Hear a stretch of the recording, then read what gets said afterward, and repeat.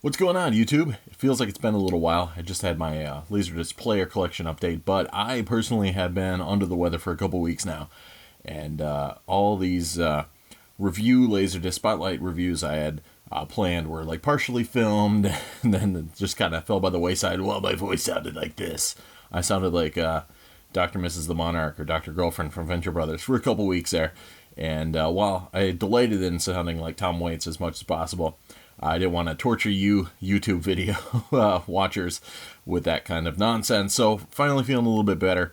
Back here at it. I got a bunch of videos and requests and stuff like that on tap. So let me dig right in with a Laserdisc Spotlight review. The first one up is a classic.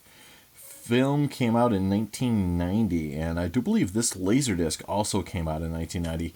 It is Flatliners, and I was a huge fan of Lost Boys. I saw the trailers for Lost Boys, and I thought, that looks silly.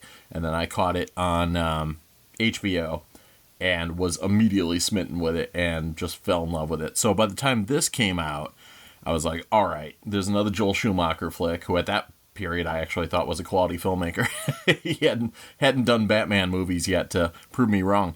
So I was like, Joel Schumacher's teaming up with David, lead Lost Boy, Kiefer Sutherland. This is going to be awesome. Also, it's one of the first roles that really introduced me to Oliver Platt.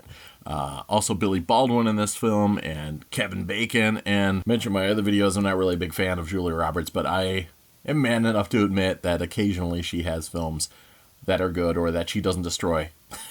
So, this being one of them. I just remember looking at the newspaper page, that old listing of the films coming out and the little kind of replicas of the one sheets there in black and white, and thinking, Flatliners, this looks so cool, man. These kids are going to die, but they're not really going to die. They're going to get adventures. And I remember just trying to convince all my friends, we got to go see that. And then someone would usually bring up, yeah, it costs money to go to the movies. And I'd go, yeah, we should really go see that. Somehow the money fairy didn't magically manifest, so it was years until I finally saw this. Actually, maybe just a year or two, but when it hit home video, I think I eventually rented it and checked it out. And it didn't quite hold up to my expectations. That said, it's pretty fun, and it's got a great score from James Newton Howard. It's got a great look to it, but Jan de Bont did the he was the director of photography before going off to do films like Speed and Twister as a director. But there was something about the basic premise of the story. If you haven't seen it, Kiefer Sutherland is the leader of this group of medical students, and he hypothesizes that you can induce death and record it, experience it, and then come back with quick enough that with this team of experts, there's other medical student friends, quick enough that you wouldn't suffer any brain death. So it was kind of the new frontier, one of those type of situations. I love that kind of stuff. I remember when I was a kid, I saw The Black Hole, the Disney film, and then I went to school the next week, like the following Monday, and I was like, when I get old enough, I'm going to become an astronaut and get a rocket and fly directly into a black hole because I am stupid. And that's what this movie's like, which is what I loved about it. It's like, we are young and smart and ridiculously ignorant, and we're going to do things not really to benefit science, but to benefit our egos. And it even gets into that thematically in the script. So it could have been like up there with like a Jacob's Ladder or something to that effect, but it does just kind of fall apart once it gets into the experiments themselves. Well, the experiments are interesting, and all of these different characters decide that they want to experience death at some point, and Kiefer Sutherland's afterlife experience is mostly him facing off against a kid named Billy Mahoney who wants to beat him up. There's some really, really harrowing scenes once it flashes back, and he has kind of taken this afterlife back into the real world with him and is attacked by this kid with a hockey stick and all sorts of numerous stuff. So that stuff's pretty intense, and there's a lot of things like that. But what it all ends up boiling down to is that each character that goes into the afterlife only means one thing, really. It means that you have to basically face off against your biggest fear or your biggest regret or whatever's tormented you the most in life. That's it. Like, the film does not have anything deeper to say about it than that. Like, whatever torments you the most, you have to face off against it. And if you end up living through this experience, those traumas will follow you and manifest in the real world. So what is this kind of large canvas of possibilities and interesting things quickly becomes, he's facing off against Billy Mahoney. Julia Roberts is facing off against memories of her father. Billy Baldwin is a man whore. That's the best they got to offer. Oliver Platt's smart enough not to go along for the ride. And then Kevin Bacon has a girl he was mean to. Played by, I believe it was Kimberly Scott from The Abyss. And I mentioned in one of my earlier videos when I showed this in my A through Z about how, lame his story is. And when he goes to visit the girl to apologize, she's like, whatever, we were kids. So I feel like there was a lot of interesting material that the script could have plundered, but didn't. And it just became like a quick, well, A equals B, and that's it. A equals B 5 times in a row. And they didn't have anything larger to say about the afterlife. Let's take a look at the packaging. So, yep. Not a Criterion Collection or anything like that, but this is the Deluxe Widescreen version. Pretty cool art there on the back. The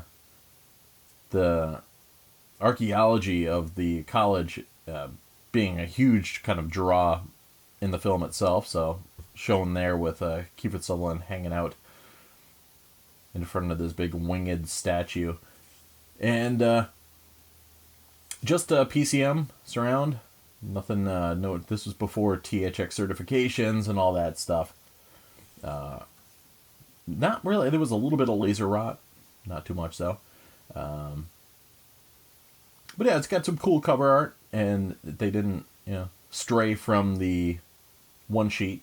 I remembered this being very noisy, and watching it again, it is, depending on what you're watching it on, but when I threw it through my time-based corrector and my noise reduction filter, it actually ends up looking pretty nice. It wasn't bad at all. My big problem with the video of this film is that it is framed weird, and it's squeezed, so it's actually stretched out, so the film looks more like a... It looks like more like a 2.05 to 1 or 2 to 1 ratio. So it's like not quite Panavision, not quite 1.85 to 1. So it's really hard to view correctly, because if you do a proper zoom on a widescreen television, it's still going to look wrong. I did notice on my DVD-O Edge Green, if I use the panorama setting, which normally induces some weird tweaks to the image that are detrimental to it, it actually kept the image more... in true, or as close to true as possible. So it was actually watchable, but a weird decision to make. I know James Cameron reframed the first widescreen version of The Abyss because he didn't like the look of 2.35 to 1 on old television sets that didn't have that much resolution, and that was his compromise. But that film was shot on Super 35, and this one, they just stretched it. I don't even know if it was shot on Super 35 or this was just like pure anamorphic. But they did a horrible job on the transfer. So yeah, it is very, very noisy. It did look a lot better once I cleaned it up. Sound-wise, it's fine. Lots of deep rumbling bass, a lot of low notes. The scenes, where they go through the experiments are pretty intense. The music's great, so there's a lot of that. There is a lot of print noise and dirt.